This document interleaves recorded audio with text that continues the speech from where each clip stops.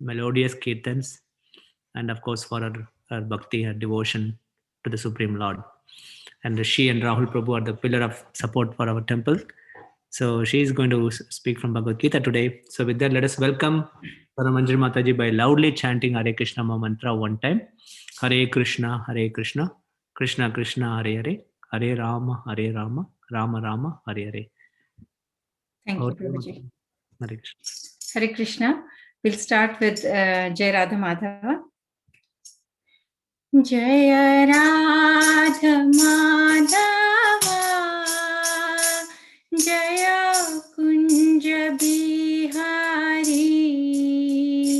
Jaya Radha Madhava, Jaya Kunja Bihari, Jaya Gopi Janavallabha, Jaya Girivaradhari, Jaya Girivaradhari, Jaya Gopi Janavallabha, Jaya Girivaradhari, Jaya Girivaradhari, Jaya Yashodanandana, Jaya Braja Janaranjana, Jaya Yashodanandana, Jaya Braja Janaranjana, Jaya Yamuna Tiravanachari, Jaya Kunja Bihari,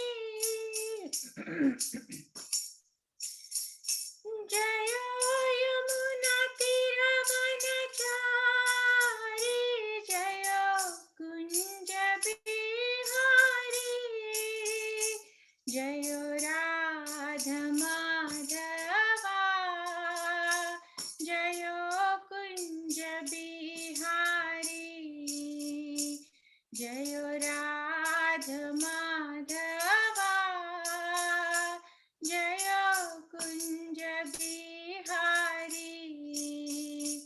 Hare Krishna, Krishna Krishna, Hare Hare, Hare Rama, Rama Rama, Hare Hare. Jaya Radha Madhava, Jaya Kunja Bihari. Hare Krishna, everyone. Bear with me, I'm going to start sharing my screen.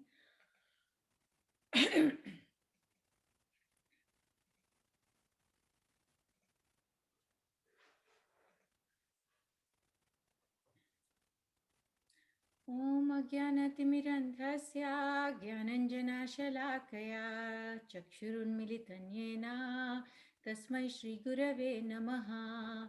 Shri Chaitanya Manobhishtam Sthapitam Yena Bhutale Swayam Rupa Kadamahyam Dadati Swapadantikam. Vandeham Shri Guru Shri Yutapadakamalam Shri Gurun Vaishnavamscha Shri Rupam Sagrajatam Sahagana Raghunatham Vitam Tam Sajivam Sadvaitam Savadutam Parijana Sahitam Krishna Chaitanya Devam Shri Radha Krishna Padan Sahagana Lalita Shri Vishakhan Vithamscha. He Krishna Karuna Sindhu Dinabandhu Jagatpate Gopesha Gopika Kanta Radha Kanta Namostute Tapta Kanchan Gaurangi Radhe Vrindavaneshwari Vrishabhanusute Devi Pranamami Hari Priye Vancha Kalpatarubhyascha Kripa Sindhu Bhayevacha Patitanam Pavanebhyo Vaishnavebhyo Namo Namaha. Jayo Shri Krishna Chaitanya Prabhu Nityananda Shri Advaita Gadadhara Srivasadi Gaura Bhakta Vrinda. Hare Krishna Krishna Krishna Hare Hare, Hare Rama Rama Rama Hare Hare, Hare Krishna Krishna Krishna Hare Hare, Hare Rama Rama Rama Hare Hare, Hare Krishna Krishna Hare Hare, Hare Rama Rama Rama Hare Hare. Thank you, everyone. I know this week was busy with Nityanand Trayodasi in the middle of the week, and we're back to a Sunday program. So thank you for all of you for joining. Before I start our verse for today, it is chapter 4, verse 24. I want to also share with all of you that I'm a little underprepared for today's class, so bear with me. Been dealing with a few,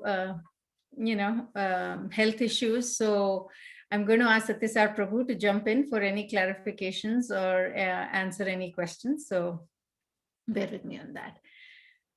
Om Namo Bhagavate Vasudevaya. Om Namo Bhagavate Vasudevaya.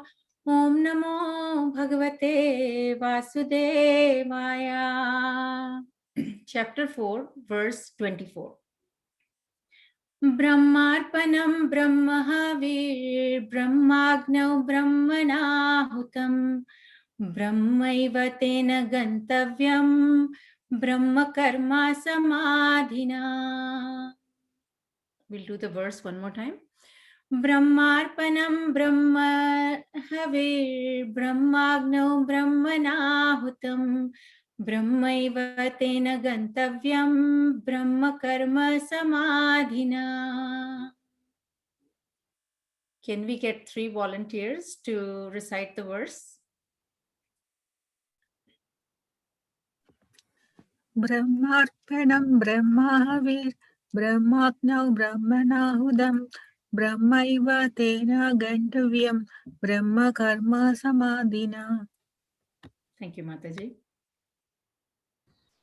Brahmarpanam Brahmaparam Brahmagno Brahmanahutam Brahmaiva tena gantavyam Brahma karma samadhina.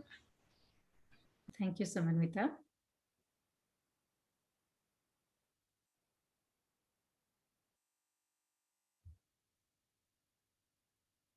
Anyone else? Brahmarpanam Brahmahavir Brahmagno Brahmanahutam Brahmaina tena gantavyam Brahma karma samadhina. Thank you, Prabhuji. So Brahma, we'll read the word by word translation. Brahma, spiritual in nature. Arpanam, contribution or offering. Brahma, the supreme. Havi, butter. Brahma, spiritual. Agnav, the fire of consummation. Brahmana, by the spirit soul. Hutam, offered. Brahma, spiritual kingdom. Eva, certainly. Tena, by him. Gantavyam, to be reached. Brahma, spiritual. Karma, activities. Samadhina, by complete absorption. So the translation of this verse is, a person who is fully absorbed in Krishna consciousness is sure to attain the spiritual kingdom because of his full contribution to spiritual activities, in which the consummation is absolute and that which is offered is of the same spiritual nature. So this is again Krishna. After Karma Yoga, we move on to the transcendental knowledge. And in the transcendental knowledge, Krishna starts this chapter by sharing with Arjuna how this knowledge was given by him, millions and millions of years ago, and it has been coming to us in disciplic succession. But because the disciplic succession, breaks, Krishna has to come back and give us this knowledge.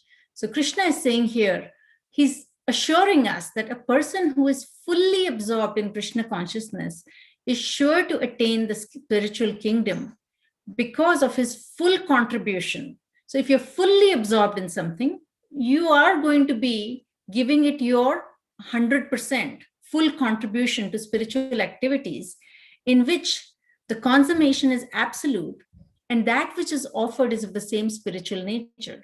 So when we are in that state, and the word samadhina is very important, that complete absorption in Krishna is very important, because based on our investment and complete surrender and full involvement and full, when we give ourselves in full to something, that is when we're actually transcending. And that's why this is transcendental knowledge. We're transcending the material knowledge, the material platform. And when we transcend that, then we are sure to attain the spiritual kingdom. We're going to go through the purport. And what I've done in the purport is I've split it into smaller consumable pieces, so that we focus on every few sentences and reflect on that. So Srila Prabhupada has written in the purport, how activities in Krishna consciousness can lead one ultimately to the spiritual goal is described here. So this is this at the end of this verse, we will see that we are talking about the perfect cure, okay? Because we are all trapped by the material energy. So Srila Prabhupada is saying how activities in Krishna consciousness can lead one ultimately to the spiritual goal is described here. There are various activities in Krishna consciousness, and all of them will be described in chapter 4. All of them are described. But for the present verse, just the principle of Krishna consciousness is described. What's important here is Srila Prabhupada is trying to explain this verse to us and say that the spiritual goal, we often ask this question, and we ask this to so many of our gurus, that how do I know I'm making spiritual progress? We ask this question all the time. How do I know all this is going to, is moving me forward? This verse is going to tell us more about that. A conditioned soul entangled in material contamination is sure to act in the material atmosphere, and yet he has to get out of such an environment. So we are trapped in the material world. So we are obviously impacted by this material atmosphere, but we also know that we have to get out of this. And to get out of this, the process by which the conditioned soul can get out of the material atmosphere is Krishna consciousness. We are also fortunate that we have come in contact with, the Guru Parampara, with ISKCON, to be able to at least start our journey towards the spiritual goal. An example Srila Prabhupada gives is, a patient who is suffering from a disorder of the bowels due to overindulgence in milk products is cured by another milk product, namely curd or yogurt, which we, commonly refer here.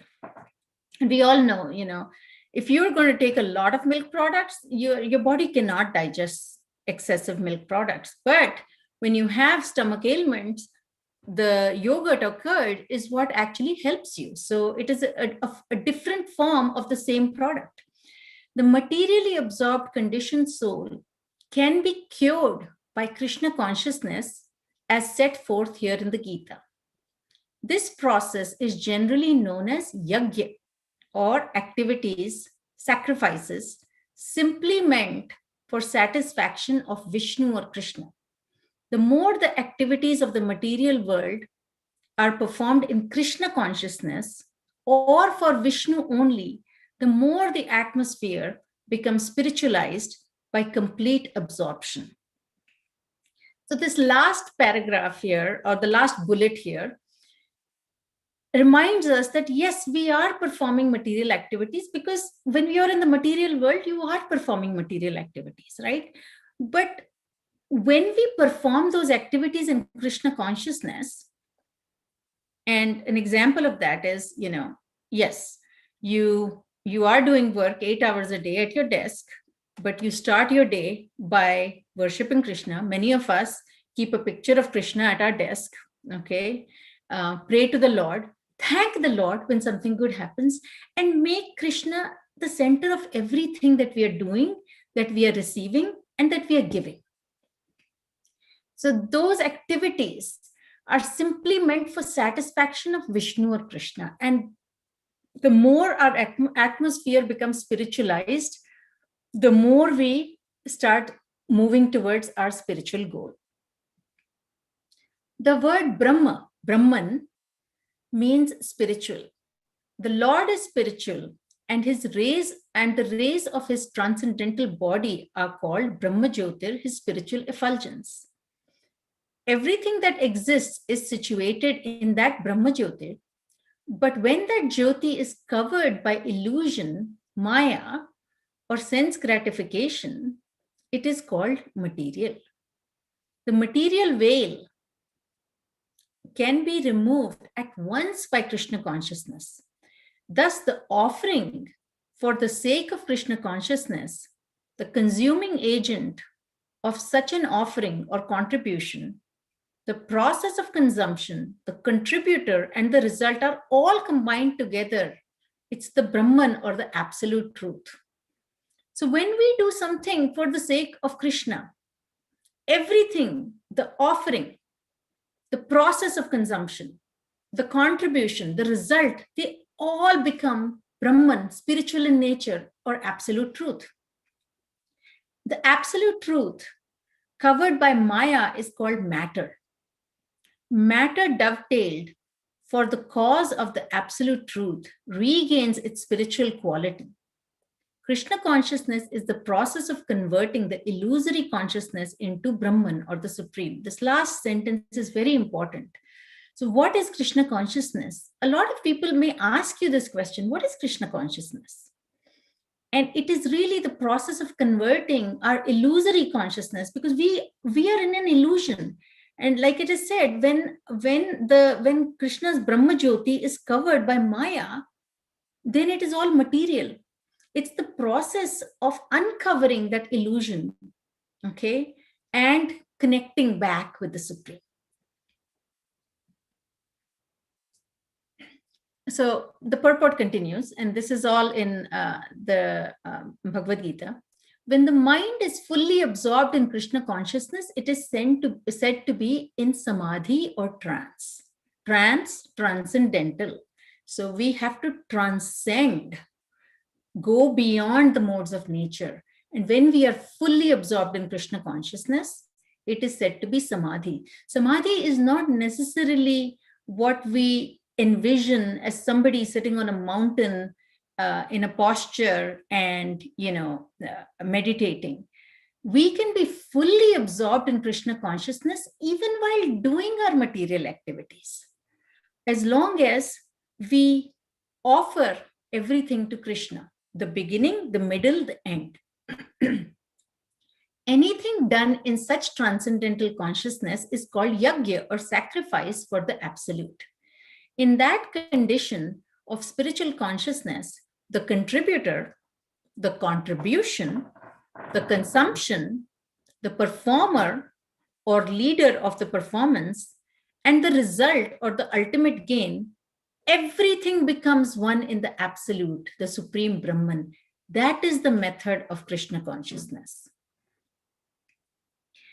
So many years ago, I had a friend who, they are disciples of Bhakti Charuswami Maharaj. And when Bhakti Charuswami Maharaj was building the temple in Ujjain, they took a second mortgage on their house to be able to, give a loan to their Guru Maharaj to build the temple.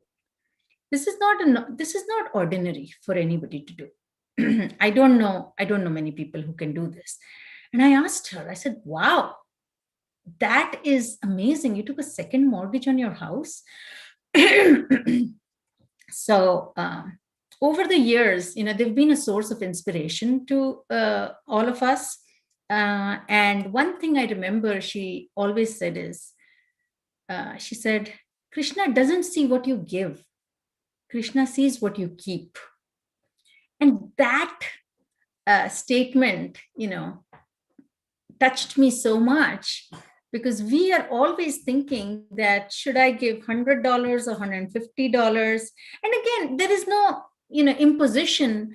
But when Krishna has said in the Bhagavad Gita, Patram Pushpam Phalam Toyam, it's basically what you call the lowest common denominator, that for anybody can practice Krishna consciousness.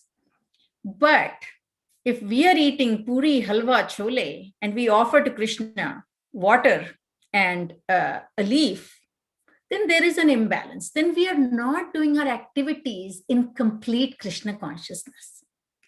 So I think the key here is always we have to remember that to be fully absorbed, we have to transcend. Okay. And it's interdependent. So you can say that, transcendence comes by being fully absorbed. That is correct. But to get to that stage, we have to get to the understanding that everything belongs to Krishna. And we are only borrowing it, or, receiving our little bit. Now, when we come through that spiritual consciousness, this last bullet, the contributor, the contribution, the consumption, the performer, okay, or the leader of the performance, and the ultimate gain, everything becomes absolute. My mother will always say, when you get a new job, when you get a promotion, whatever you get, make sure you make that first offering to the Lord.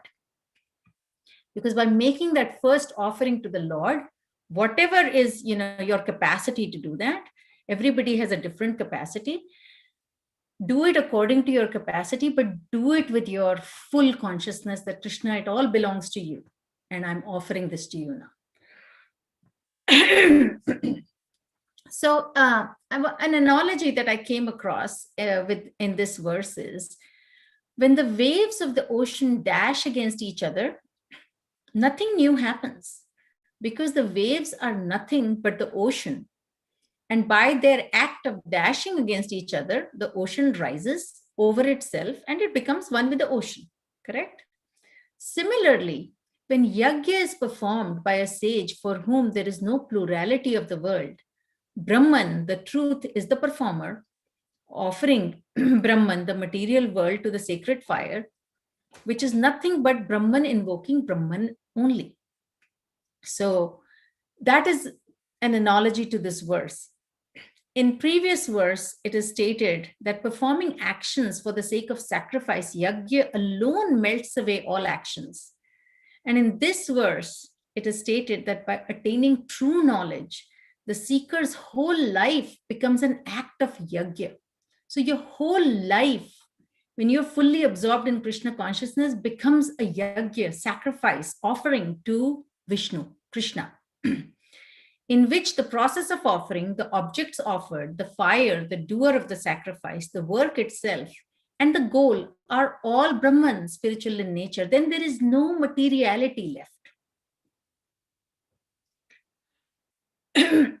So a little bit before we, in the next few slides, I'll cover Srila Prabhupada's lectures, transcripts from Srila Prabhupada's lectures on this verse and this chapter. But before getting into that, I wanted to cover a little bit about chapter 4, transcendental knowledge. So spiritual knowledge is known as Shruti, that which is heard. In the previous ages, people would hear such knowledge, remember it, assimilate it, and perfectly communicate it to the next person without adulteration. Chapter 4 is entitled Transcendental Knowledge, for it is the knowledge which outlines how one can establish the divine connection with God. The Vedas encourage us to see God through our ears rather than our eyes. in the 9 processes of bhakti, the first one is Shravanam. Okay, hearing. Because we can see God through our ears. And hearing comes from hearing from the various gurus and acharyas. So it has to be a pure form of hearing. Okay. And another acronym of ears that I read when I was studying this verse was ears means E for eternal education. Okay, so you really want to go to the eternal education, not concocted. There are so many versions of the Bhagavad Gita, and each, it's a business in itself. Okay, so you really want to go to the authorized source. A is accurate understanding. R is removing reactions, and S is sacrifice. So while ears has its own meaning, ears is also in terms of an acronym described for how we can study and understand the different verses in chapter 4. So we're going to jump to Srila Prabhupada's lectures, because it will be a miss not to capture the teachings of our founder and acharyas. And there's nothing, I would say, that is more clear than information in Srila Prabhupada's lectures. So on this verse, Srila Prabhupada says that Krishna says, if 5 things are transformed into Krishna consciousness or Brahman realization, then the result will be that the man who is performing that sacrifice is sure to attain his spiritual salvation and go back to Godhead. And that's exactly what we read in the translation of this verse, that by doing these spiritual activities, we are sure to go back, Krishna said, to the spiritual world. Furthermore, Prabhupada says, now Brahmarpanam, sacrifice. Sacrifice for whom? Okay, for the Brahman. And Krishna is the supreme Brahman. So nobody is higher than Krishna. Supreme Brahman. In terms of Brahman here can be referred to as spiritual. So Krishna is the supreme. Therefore, sacrifice for Krishna is Brahmarpanam. That means you're offering to Krishna. Means sacrifice for the Brahman, the supreme Brahman. Because Krishna is described in the 10th chapter as Param Brahman, the supreme Brahman, Brahman means we are also Brahman, because we are also fragments of Krishna, right? Because we are all fragmental parts and parcels of the supreme being, Krishna, therefore we are also Brahman. Just like particles of gold are also gold, similarly, we are fragmental portions of Krishna. So eternally, we are all spiritual. But because we are a fragment of Krishna, so we have the same, in terms of qualitativeness, there are similarities, but quantitatively, we are really tiny particles. Okay. And when Krishna is described as Param Brahman, he is the supreme Brahman. While we are all spiritual, but the supreme Brahman, and that is why we do Brahmarpanam to the supreme Brahman. Okay. Prabhupada continues. The spiritual conception is that there are any number of fragments of the whole can be taken from the whole spirit, but still the spirit whole is as it is. So even though we are all fragments from Krishna, Krishna didn't become smaller by all of us being fragments.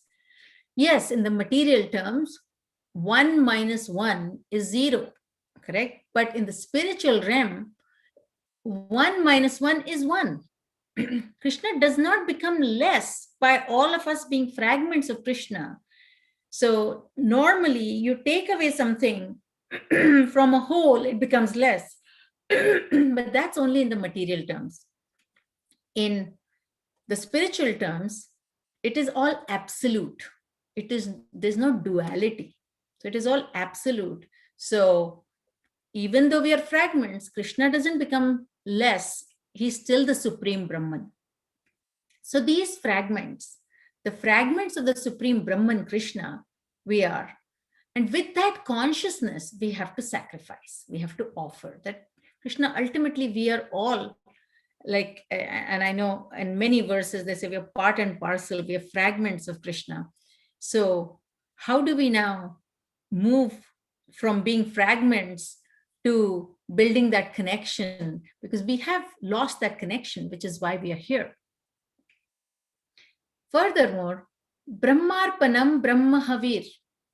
And the thing which we are sacrificing, we have to understand that that belongs to the Supreme Brahman. So that's exactly what I was talking a few minutes ago, that whatever we offer to Krishna, it doesn't belong to us. It belongs to Krishna.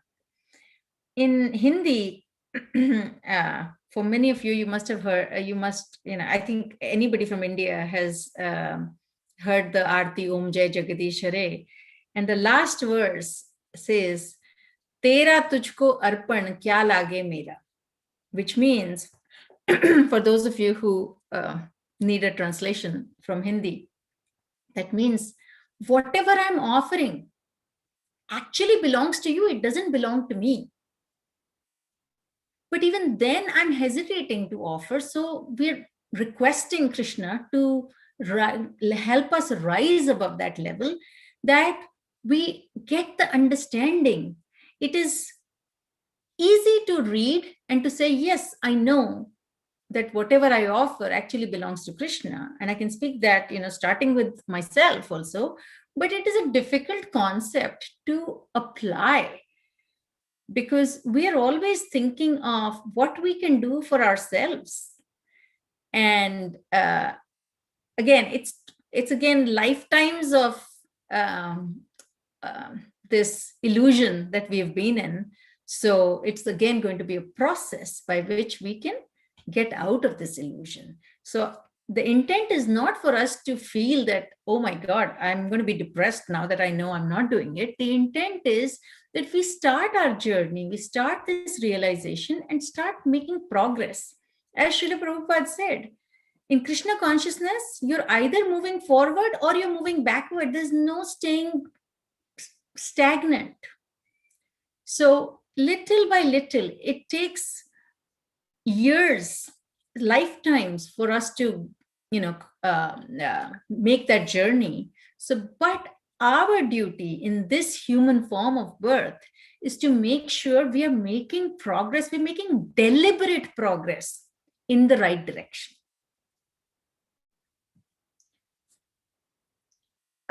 Again, continuing on Srila Prabhupada's lectures, Brahmarpanam Brahmahavir Brahmagno. So, the fire which is on the altar, that is to be understood as the energy of the Supreme Brahman. And the Brahmana Hutam, the person who is offering the sacrifice, he is also part and parcel of the Supreme Brahman. In this way, if we offer sacrifice, then Brahmaiva Tena Gantavyam, the person who is offering the sacrifice is sure to attain spiritual salvation. So this is basically saying we're all spiritual. And for us to fulfill that spiritual goal and to, be sure to go back to Krishna, this is the formula. It is the cure. It's called the perfect cure. This is Brahma Karma Samadhina, and the performance is just according to the Vedic injunction. So in this way, if we execute the duties of our living condition, so it is our duty in the human form of life, it is our duty to perform Krishna consciousness.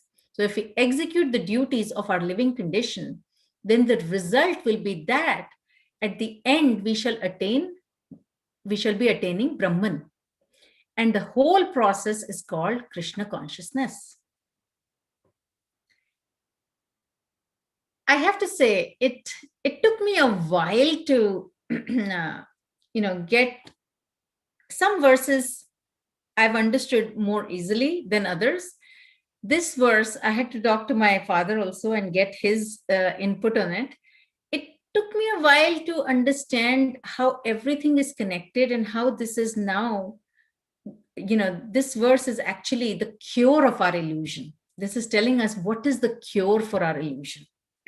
So I think for me personally, because the word Brahma was in so many places, it took me a while to understand the different translations of how Brahmarpanam is different from Brahmagno.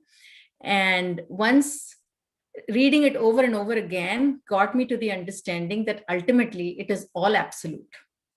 And the process of our spiritual absorption, okay, will get us to the other end of this ocean.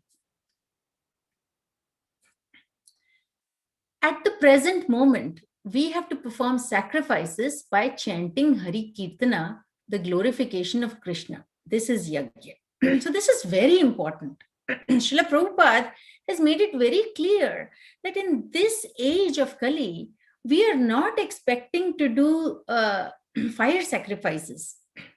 The sacrifice or yajna for this age of Kali is Hari Kirtan. And that is why chanting and hearing are the most important for this age. Of course, chanting, we know, when we do Hari Kirtan, that is, glorifying the Lord, but chanting the Mahamantra, which Lord Chaitanya Mahaprabhu has given us, is extremely important, and that is yajna. So we all have different levels of attention when we are chanting the Hare Krishna Mahamantra. And one of the 10 offenses in the chanting of Hare Krishna Mahamantra is being inattentive while chanting. So that is one of the 10 offenses. And there are many others, and I'm not going to go through that. I know Jai Subhadra Mataji had once covered all the 10 offenses. So basically, for that full absorption, if we want to measure our full absorption, because people often ask, how do I know I'm making progress? Those 10 offenses that are given, we should really use that as the metric for us to identify if we are making progress. If we are able to say, yes, I'm not going to do this, I'm going to do this, of those 10 offenses, then we know, what we have covered and how much ground we have to cover. But important piece is, in this age of Kali, the yajna, the process of sacrifice and offering to Krishna, is chanting. This sacrifice of Sankirtan yajna is nothing manufactured. It is recommended in Vedic literature, and it was performed by Lord Chaitanya. A few days ago, when Guru Maharaj talked about glories of Nityanand Prabhu, it was all around how Lord Chaitanya and Lord Nityananda were freely distributing the most valuable thing that anybody can receive in human life, which is the Mahamantra. So it is not manufactured. People may say, I don't believe in this Mahamantra, I believe in a different Mahamantra. That's, again, there's a lot of hearsay around it, but Lord Chaitanya came 500 years ago, which was not a very long time ago. And this knowledge has been transferred to us from, within these 500 years, that the chanting of the Hare Krishna Mahamantra is the ultimate yajna for Kali Yuga. So there is nothing unauthorized. It is completely authorized. Srila Prabhupada is saying, so I shall request all friends and audience here to take up this matter very seriously and just try to execute it, although there are some impediments. So any good thing you do, there will be so many impediments, but we have to execute our mission. Durlabha manava janama satsange, Bhakti Vinod Thakur has said that because this human form of life, and I remember when I was in my 20s, my grandmother used to say that after 84 lakh or 8,400,000 species, we get this human birth. At that age, unlike many of the kids today who are so fortunate to have this association early on, when I used to listen to that, I would say, how is that even possible? I see so many humans around me. So how can human life be rare? Yes, it is very rare. And, I know that most people who have not read the scriptures or not come in association with devotees do not understand how precious and how rare human birth is, because you're looking at 7.2 billion people on earth and you're like, how is that rare?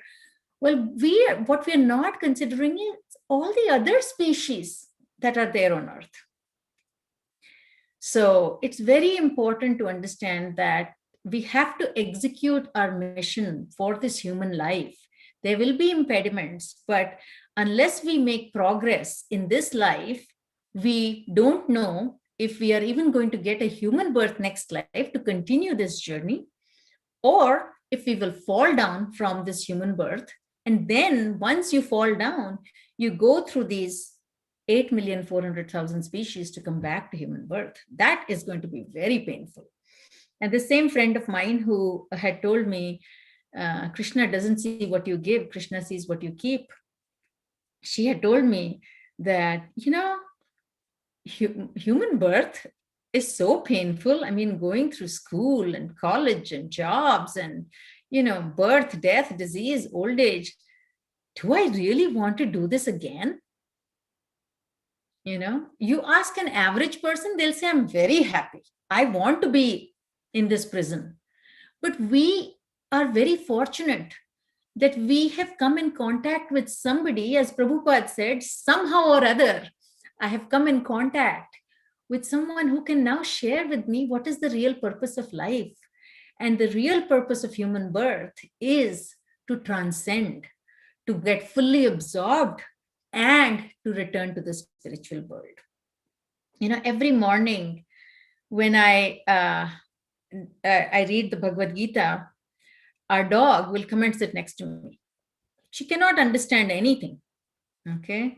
But I am so confident that if there's anybody who's getting the maximum benefit of me reading Bhagavad Gita, it is her, because it is making an imprint on her soul.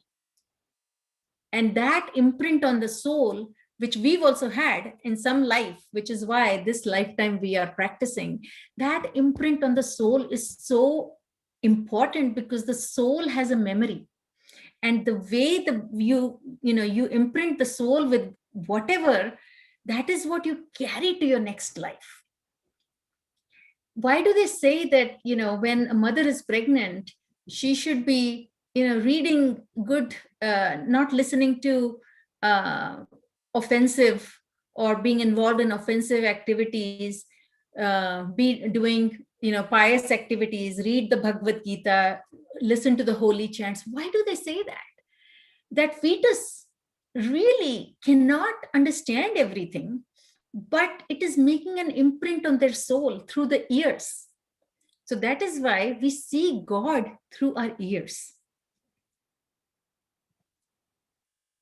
Srila Prabhupada continues, if we perform this sacrifice nicely, according to the rules recommended by Sri Chaitanya Mahaprabhu, we are sure to get salvation. I've heard from Nirantara Prabhu that whenever Srila Prabhupada used to give initiations, he would say, chant 16 rounds and follow the 4 regulative principles. And I assure you, you will go back to Godhead in this lifetime. So I've heard, and Nirantara Prabhu is a disciple of Srila Prabhupada. So I know we're getting this first-hand knowledge and first-hand information for those of us who've not had the good fortune to associate with Srila Prabhupada directly. And he's saying this again. If we perform this sacrifice, what is the sacrifice for this age? Chanting the Hare Krishna Mahamantra, Sankirtan Yagya. according to the rules recommended by Sri Chaitanya Mahaprabhu, we are sure to get salvation. Nishchitam. Nishchitam means sure. So let us perform this sacrifice with patience and perseverance, with steadiness, and then surely we shall achieve the desired result, spiritual salvation, which is that it is stated, Brahmaivatena gantavyam. The whole thing is meant for us to go back home, go back to Godhead. That is the whole thing. This is not our home. Neither is it our place. We come here as a foreigner or a visitor. So when you go to another country on a tourist visa, okay, you don't end up staying there. You come back, right, to your home country. An example that I had heard many years ago in a lecture is that you check into a hotel. You don't start decorating that hotel room and saying, oh, I'm going to put my pictures here. Oh, I'm going to, do this there. And I'm going to make this according to my convenience. You don't start decorating that hotel room as if you're going to live there forever. You know you have to check out of that hotel room. So you treat it as temporary, correct? Likewise, as Yudhishthir Maharaj said, when Yaksha had asked him, what is the biggest surprise of human life? He said, it's that we think we are going to live forever. In India, it is so much that even, reputable families like Ambani did not make a will, because people have this thing that, oh, don't talk about death. But death is certain. So why are we worried? We know it is going to happen. So why are we worried? People are fearful about writing a will because they feel that, oh, if I write a will, then I'm, planning to die. Guess what?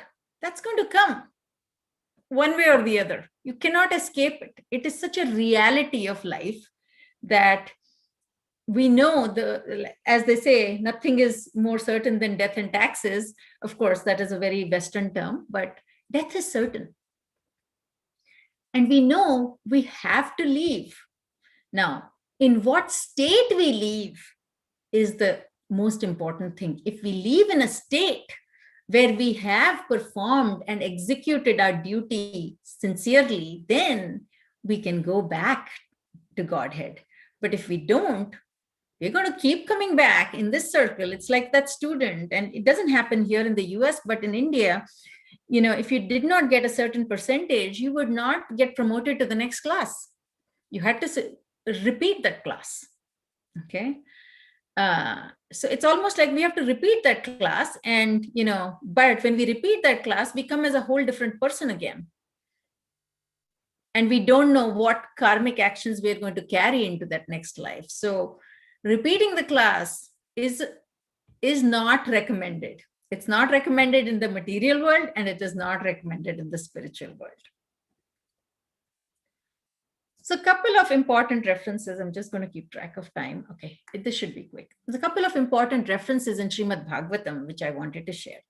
So in Canto 4, chapter 21, verse 34, it says, a tinge of bhakti purifies the material nature of the performances, by which devotional service gradually comes to the transcendental position. One thing important to understand is this is a journey. You don't go from, you don't go from the first gear to the fourth gear right away. It is building. You are incrementally building. So gradually you come to that transcendental position. It is not magical.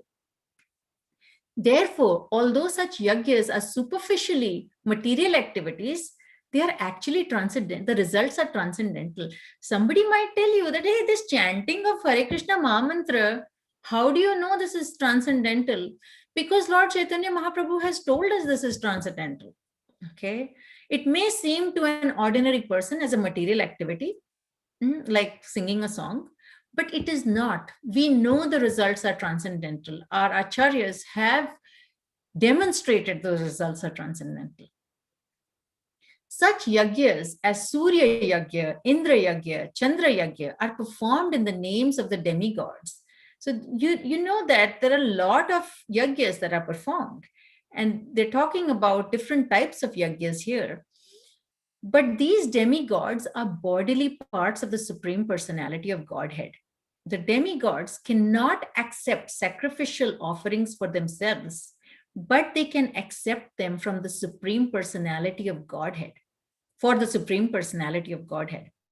Just as a department tax collector, so the IRS, okay, somebody in the IRS who's getting our check, he cannot take that check.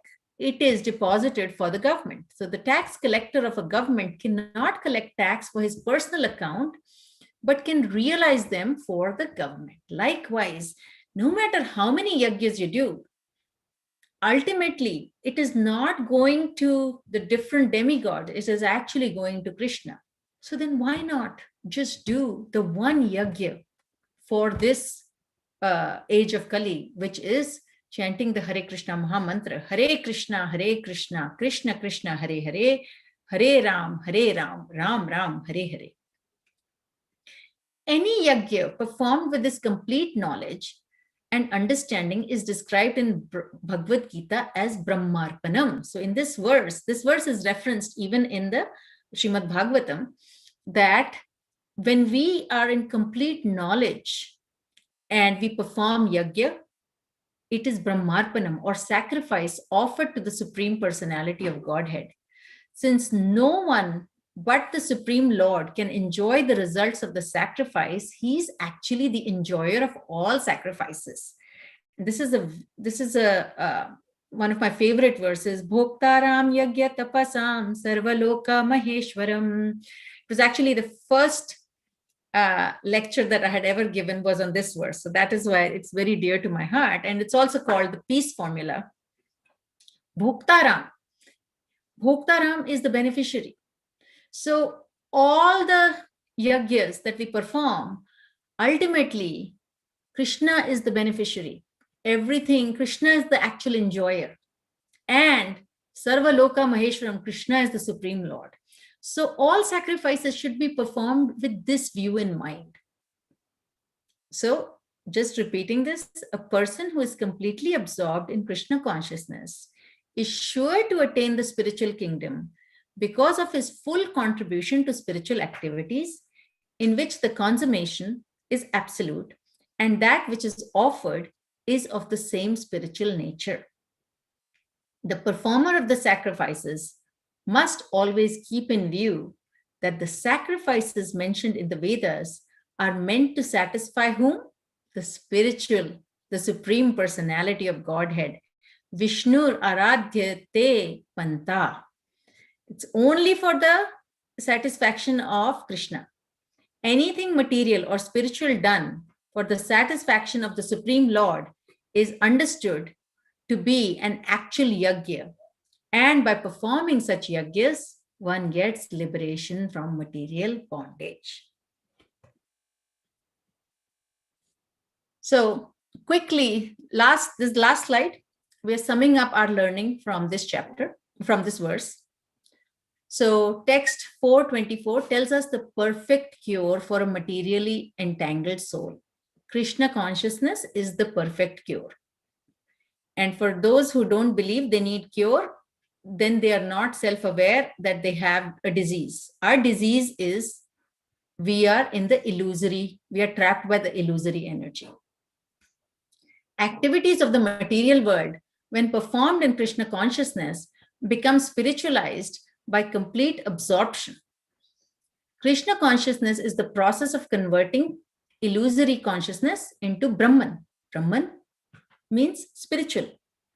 The Lord is spiritual, and the rays of his transcendental body are Brahma Jyoti. Everything is situated in that Brahma Jyoti.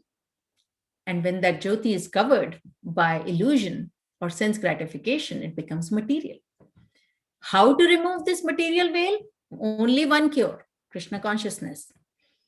Offering for the sake of Krishna consciousness, the consuming agent, the process of consumption, the contributor, everything becomes Brahman. So when you do something in Krishna consciousness, it is all beyond the material energy. Then you transcend material energy, and that is what this chapter is telling us, transcendental knowledge. That means the knowledge that transcends us beyond the material state. Mind in Samadhi refers to mind fully absorbed in Krishna consciousness. Anything done in such transcendental consciousness is called yajna. And the yajna for this age of Kali is chanting the Hare Krishna Mahamantra. All the components involved in sacrifice become one with the absolute. So while we are all Brahman as fragmental parts, for us to go back to the spiritual world, we have to move our mind. We have to get our mind fully absorbed in Krishna consciousness. And that's when we will transcend and our yajna will be successful. So I'm going to pause here. I should say stop here, not pause. You take questions, Mataji? I will try, Prabhu. Oh, okay. Devotees, please ask questions to Mataji.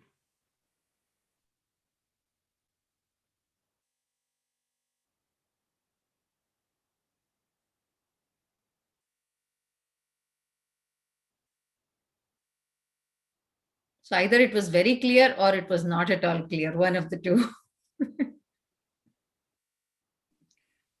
Krishna Mataji, very nice class. Your favorite verse is also one of my favorite verse. Thank you, Mataji. I didn't have any questions, but just wonderful class.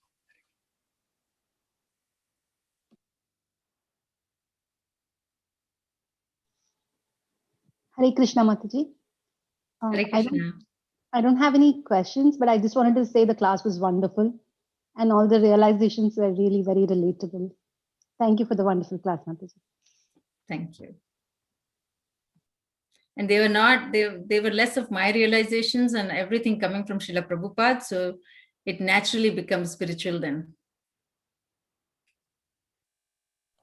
Hare Krishna Mataji, very nice class. I had a question in the lecture. So on the second to last slide, you had that whatever is involved in Krishna consciousness, that is it's getting purified, it's becoming part of Brahma. So when people are performing Krishna conscious activities, or we are still not completely purified, we still suffer with the problems of our ego coming in, or, as so many times Satyasar Prabhu has said, someone says something to, and, if you're not recognized, you feel hurt. So how is still that becoming part of the Brahma? Like, how is it still getting purified when all these problems still exist in this whole thing? That's a very good question, Mataji. I'm going to attempt to answer to the best of my ability, and I will ask Satyasar Prabhu to also jump in. The way I see it is, yes, ultimately we are in the illusory energy. Okay, so all our defects, okay, are still going to show up. It is not until we get to that perfect state that we are able to leave all those defects behind and transcend. So then the question is, hey, I'm doing all this. If I don't, get to that perfect state, then I'm still going to come back in the form of being trapped by illusory energy. The way I have heard Srila Prabhupada's lectures or Nirantara Prabhu's lectures are, keep doing what you're doing, because Krishna is so merciful that sometimes, he will see your effort. He will see your effort and he will reward you for the effort versus the result of that effort. So never give up that effort. That sincere effort will take you across the line. Versus, did I get all the answers right? But I'm going to ask Satyasar Prabhu to give a more spiritual answer to this. No, beautiful answer, Mataji. Yes. Maybe I can add a couple of thoughts. So let's talk about the conflict between the devotees while practicing bhakti. So Rupa Goswami very clearly gave us the 9, stages of bhakti, right? Starts with faith, ado shraddha, sadhu sangha, bhajana kriya, then comes anartha nivritti. Then you transcend to Nishta, Ruchi, Ashakti, Bhava, and of course, finally, Prem, Krishna Prema, isn't it? So the conflict arises because of the anarthas that we have in our heart. Okay. So everyone will have some anarthas. So there will be a conflict according to the level of or degree of anarthas we have. If a person or devotee practices bhakti properly, what does it mean? Chanting Hare Krishna mantra 16 rounds minimum, without offenses, or trying in a nama bash stage, trying our best to chant without offenses, sincerely, following regulative principles, and work under the spiritual master or representatives of spiritual master with the proper association, then anartha nivritti takes place. The unwanted things started to go down from our heart. So then what happens if we come to stage of Nishta? I was talking about it in Bhakti Shastra yesterday. In Nishta stage, in the beginning of Nishta is anarthas will be there, but they are under control. Put it other way around. They do not disturb our bhakti. So the conflict arises because they are not in a Nishta stage yet. Even in Nishta, you have full control over anarthas. So anarthas won't disturb your bhakti anymore. So in the stage of anartha nivritti, bhajana kriya, so you get initiated, you get mantra and started to chant. Anarthas are still there because it comes out and it disturbs our bhakti. So we cannot chant properly. We get disturbed by small things, right? So then we have this kind of a reservation. This person is like that, that person is like that. So all this mentality, those things are like disturbing our bhakti. So in the Nishta stage, anarthas reduced to the minimal level, but still they are there, but they don't disturb us anymore. So then we transcend and go to Ashakti and things like that. Okay, Mataji. So we all are in anartha nivritti stage. So the anarthas will disturb our bhakti practice, actually. So that's where we need to sincerely work under authority. It's very important. Thank you, Prabhu. Beautiful answer. Thank you, Mataji, for the wonderful lecture. It was very nice to hear that. Thank you.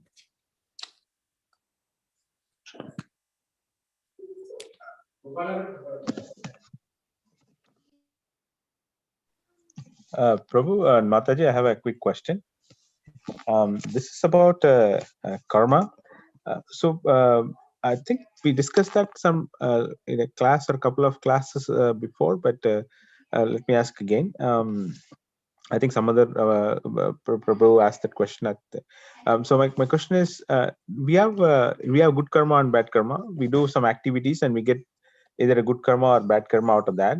So even if you have a good karma, we will have to take birth again and then use up all that good karma, or like how do we do activities where we don't accumulate any karma? Or if you can enlighten me on that, on how that works, that will be great. Sure, I'll take my first stab at this, and Satyasar Prabhu will jump in. So that is where action in Krishna consciousness comes.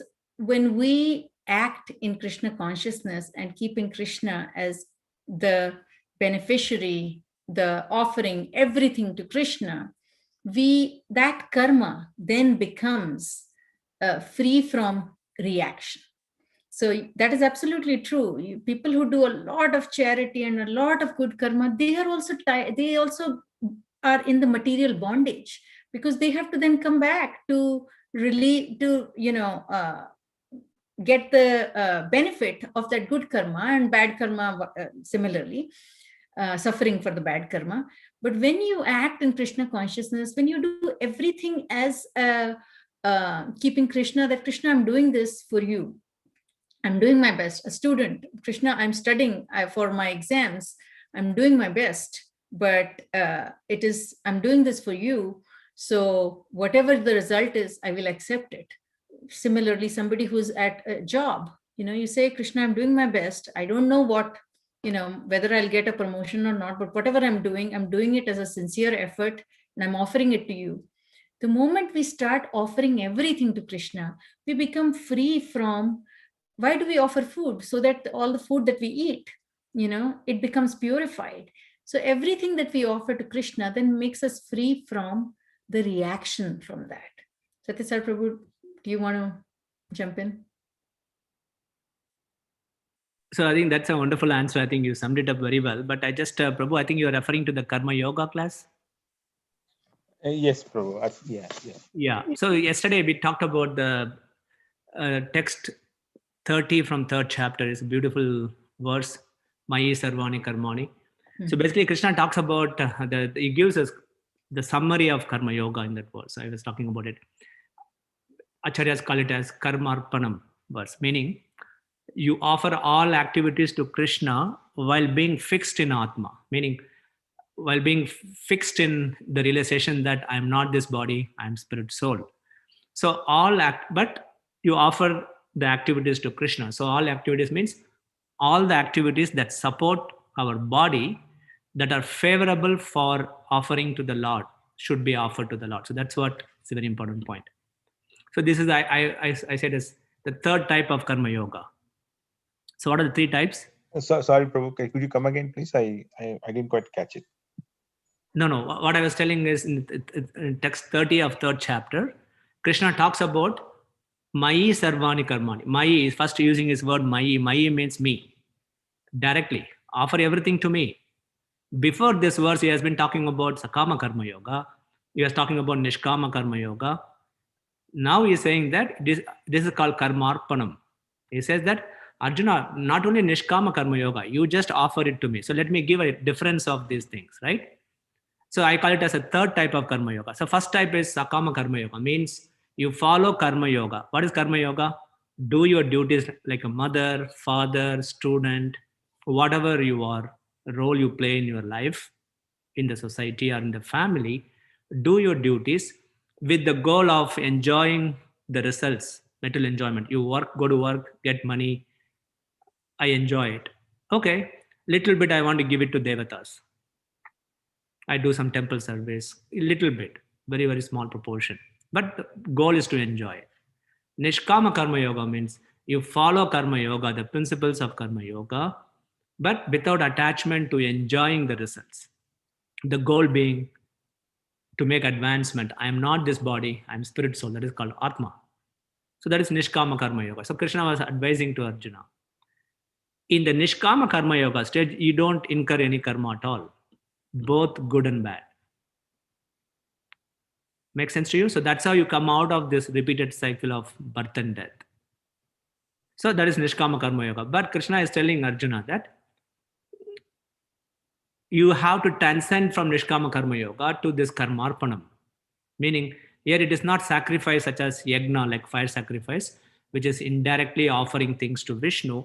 Here we offer the activities to Krishna without desire for results. That is this verse Mataji just talked about, 424. Without desire for results and without possessiveness, you offer directly to Krishna. So this is superior to Nishkama Karma Yoga, as it has more direct link to the Supreme Lord. Makes sense to you, Prabhu? Here, yes, Prabhu. You are not only burning your bad karma, or you are not accumulating good karma to enjoy coming back here, but you are also developing a relationship with the Lord. So you go to the Lord and have a relationship. But if you do only Nishkama Karma Yoga, okay, Nishkama Karma Yoga also burns your karma and you are not accumulating any karma at all. What is the difference between Nishkama Karma Yoga and this Karmarpanam? The difference is Nishkama Karma Yoga, you get impersonal liberation. You'll be out of this material world. But where are you going to be? You will be in Brahma Jyoti. That is why Krishna is telling Arjuna that Arjuna, not only Nishkama Karma Yoga is much better than Sakama, but please don't stop there. You go to Karmarpanam. Just do it for me, for my pleasure. Then it becomes bridge to Bhakti Yoga. Got it. That way you develop a relationship with the Lord and you go to Yadgadvanta Nivartante Taddama Paramam Mama. You go to his dham and you have a relationship with him and you have a spiritual happiness. That's how we should understand, Prabhu. Thank you, Prabhu. Thank you, Mataji, for explanation. Both of you helped me understand this. I appreciate it.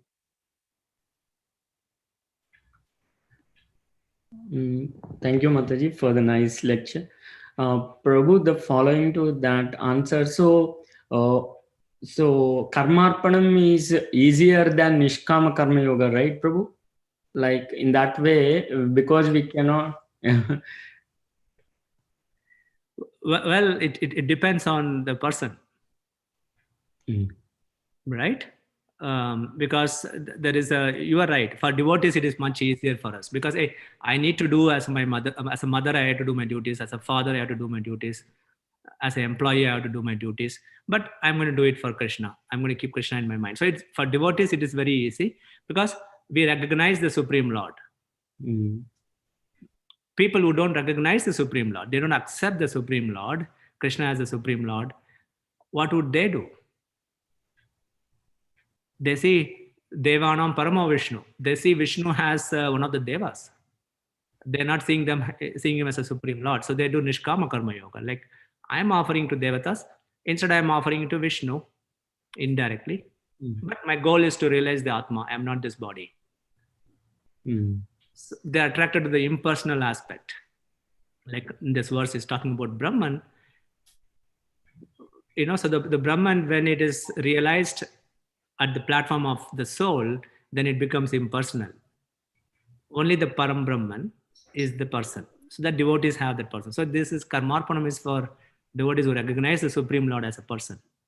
So that's what Krishna says, Mayi. There is no more clarity you can get. Mayi means me. Me means a person. Offer it to me or do it for my satisfaction. So that's our Prabhu. Yeah. Thank you, Prabhu. Thank you, Mataji, once again. Nice class. So Prabhu, can I have a follow-up question on this? Real quick. So what do we do with the good, so let's say we do like karmarpanam, and then we offer everything to Krishna, then we get something in return, right? Like, for example, like what we had in Nishkama Karma, we enjoy like there's a activity, something out of that activity we get in return. What do we do with that, Prabhu? What do you do with the result? Yeah. It's a prasadam. Prasadam means Govinda. So you consume the prasadam with the consciousness of the Supreme Lord. So it just purifies our existence. For example, so that is the idea of offering to Krishna and eating prasadam, right, Prabhu? So when you offer, Krishna doesn't have to eat anything, but it is mercy. He comes as a devotee, Archa Vigraha. He makes that offering spiritual. That is this verse actually, isn't it? When you offer it to Krishna, it becomes prasad. What do you do with the prasad? We consume it, thereby our existence gets purified. All our anattas goes away from our heart, like Ratika Mataji's question. That is how we get purified, by consuming the result of the offering. And we come to the stage where we advance and we come to the stage of bhakti. Then we just do the activities that are already offered to the Lord. We are just doing them for the Lord. So intrinsically, the activity of those activities are for the Lord by its very nature. What are those activities? Prahlad is saying, Shravanam, Kirtanam, Vishnu Smaranam, Pada Sevanam, all these things. So then we come to the point where our obligations are over, our purification, we had enough purification, then we naturally come to the point saying that I completed all my obligations. You take Vanaprastha, you practice Bhakti Yoga fully. Those activities intrinsically by nature, they're offered to the Lord. And we do that activities just to give pleasure to the Lord. The goal and the concept of those activities are to please the Lord. That's the difference between Bhakti Yogi and this Karmarpanam devotee. You transcend. So by consuming that offering, we get our existence purified. Then we come to the real Bhakti Yoga. Got it, Prabhu. Got it. I think Karmarpanam is much better than Nishkama Karma Yoga. I think that's what the Prabhu who spoke to me before also indicated. So yeah, Right. I now understand his thought process too. Yeah. Right, Prabhu. Yeah. Krishna is amazing, and Prabhupada writes brilliant purport actually for us to understand all these things. Otherwise, we'll be lost. All glories to Prabhupada.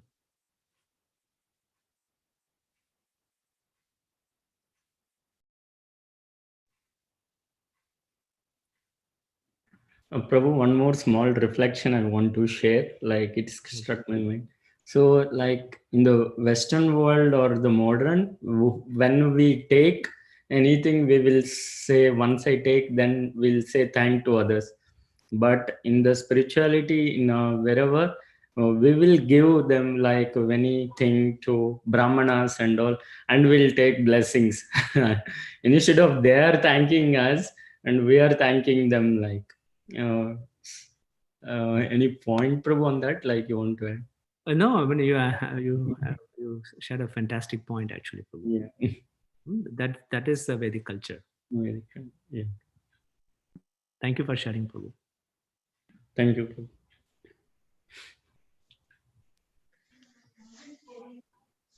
Hare Krishna, Mataji. Class was wonderful.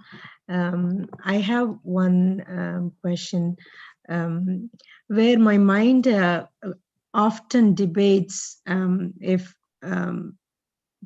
for us, if we are fully absorbed in bhakti yoga, thinking about God, and then when we drive or go anywhere, we see lots of people suffering, maybe during snowstorm or otherwise, then minds start to debate if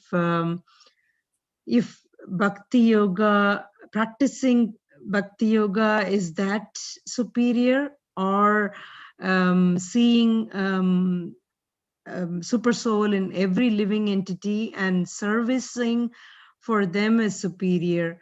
I mean, not just human, any living entity.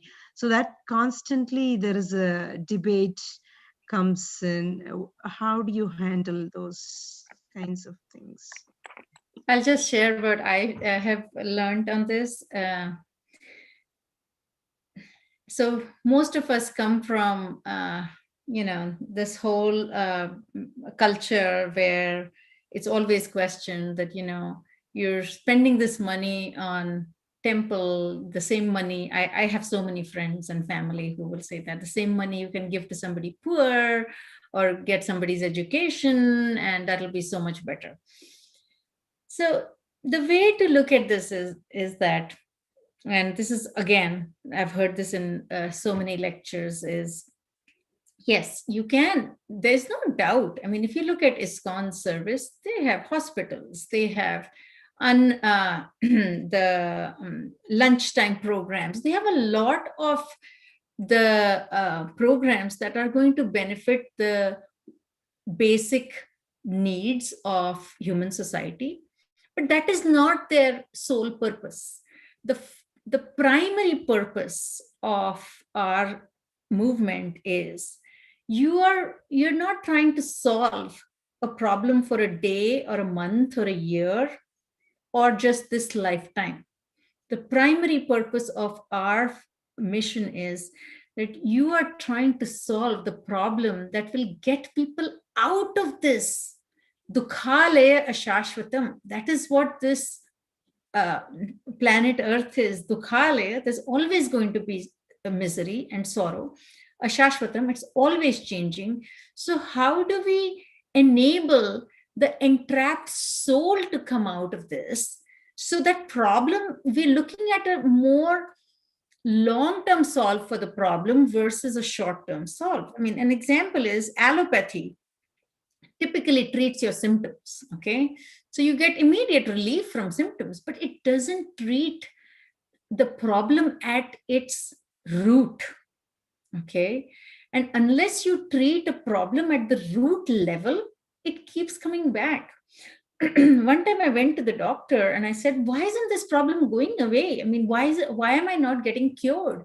And they said, the disease, we can only do disease management.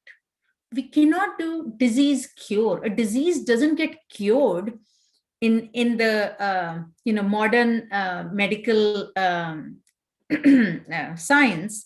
They manage a disease. But when you look at Ayurveda and what are they are looking at killing the disease at the root. Likewise, what we are doing as part of temple, bhakti yoga, preaching is the most important. Hearing, chanting, preaching is the most important part of our movement, because what we are doing is we are trying to address the basic problem at the root versus treating the symptoms. Because you treat the symptoms, the disease is still there. But you cure the disease, and this verse is that cure for the disease, then you will come out of this. So that is why, yes, you're right. There's always one part of us that says, why don't I feed people who are hungry or give blankets? And, the winter storm came. There's nothing wrong in doing that. But your ultimate purpose and your ultimate goal has to be to treat the disease of the soul and not, just take care of some symptoms that you're seeing temporarily.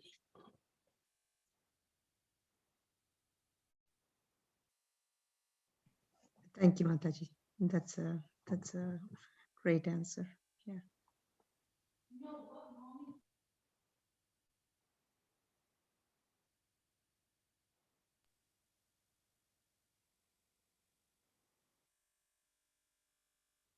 Looks like there are no other questions. If that is the case, we'll do a nice thank you note. Rasamai Mataji. Hare Krishna. Hare Krishna Mataji. Thank you very much for this wonderful enlightenment. You perfectly told the cure for this material entanglement. Krishna consciousness is a perfect cure for this material entanglement, and Brahmarpanam. So whatever we sacrifice in this yajna, if we think that whatever we are doing, it is as an offering to Lord, the fire, and the person who is offering that is also belongs to Krishna. And I also like the point, like Krishna sees what we keep than what we give. And so we are all the fragments of Krishna. Even though we are fragments of Krishna, Krishna never becomes less. As in the material world, 1 minus 1 is 0, but in the spiritual world, 1 minus 1 is not 0, still 1. And for this Kali Yuga, the best sacrifice is chanting the holy name of the Lord. And because it has freely available, we should not make it less. We should best make use of this sacrifice, the Sankirtan Yajna. And other important point which I liked is that we should see God through ears. So hearing is the first step in our any spiritual process. And in this Krishna consciousness, either we go forward or backward, but not in the stagnant position. So we should always make our attempts to forward to in the spiritual platform. So these are the important points I liked in your class. Thank you very much. Looking forward for more classes. There will be a lot of takeaways in your class in a simple way. Thank you very much, Mataji. Thank you, Mataji. Thank you, Mataji. With that, we'll make a quick announcements. Then Sridevi Mataji, Sridevi Kannan Mataji is going to sing Narsingh Arati. Over to you, Radha Damodar Prabhu. Hare Krishna Prabhu. Hare Krishna Mataji. So we have few announcements. First of all, we have 2 birthdays this week. We have a birthday of Umesh Prabhu and Ananya. Ananya is Purnamasi Mataji's and Sunil Prabhu's daughter. And let us chant Hare Krishna Mahamantra 3 times for the benefit of both of them. Hare Krishna, Krishna Krishna, Hare Hare, Hare Rama, Rama Rama, Hare Hare. Hare Krishna, Krishna Krishna, Hare Hare, Hare Rama, Rama Rama, Hare Hare. Hare Krishna, Krishna Krishna, Hare Hare, Hare Rama, Rama Rama, Hare Hare. Thank you. And then we have another important announcement, which is about Gora Purnima. We're going to our Gora Purnima festival, which is appearance day of Sri Lord Chaitanya Mahaprabhu. It's going to be on March 28th, Sunday. And you must have seen messages from Sridevi Mataji's and Kannan Prabhu inviting for various program participation. So please please join the programs and make this program a wonderful program. Also, you can also check with Neha Mataji and Dasmai Mataji if they are the leads of these programs. So if you have any questions, please talk to them, and there are wonderful programs out there. So please take full benefit of it. Hare Krishna. That's all the announcement we had for this week. We all see you next week too. Over to you, Satsara. Thank you, Prabhu. Sridhar Mataji. Hare Krishna, Prabhu.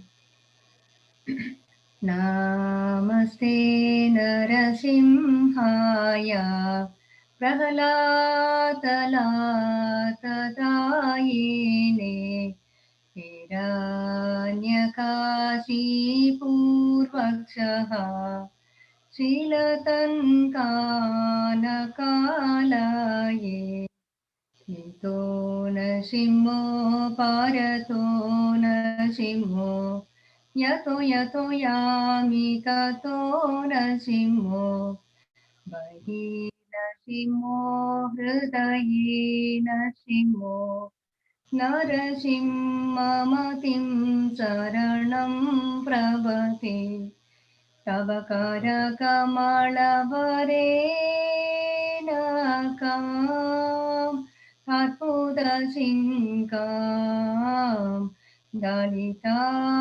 Hiranyakashipu Danubringam Keshavadrita Narahari Rupa Jai Jagadisha Hare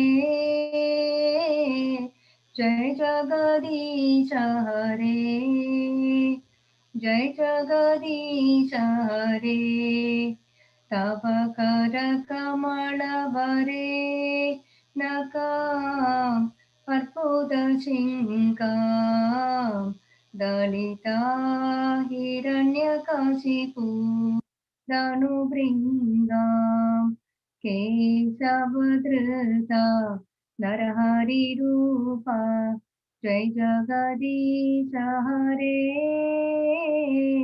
Jaya Jagadisha Hare Jai Jagadisha Hare Jaya Nashingadev Jaya Nashingadev Jaya Nashingadev Jaya Nashingadev Jaya Praglatmagra Jaya Praglatmagra Jaya Praglatmagra Jaya Praglatmagra Jaya Prabhupada Prabhupada Prabhupada Jaya Jaya Prabhupada Jaya Gurudev Jaya Gurudev Jaya Gurudev Jaya Jaya Gurudev Nrsimhadev ki jai Praglat Maharaj ki jai Prabhupada ki jai Gurudev ki jai Gauranitai ki jai.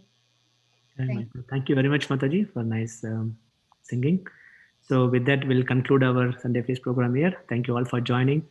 See you all next week. Have a wonderful Krishna conscious week. Hare Krishna. Hare Krishna, bro. Thank you, Prabhu. Hare Krishna. Hare Krishna, Prabhu. Hare Krishna. Hare Krishna, Prabhu. Hare Krishna, Prabhu. Hare Krishna.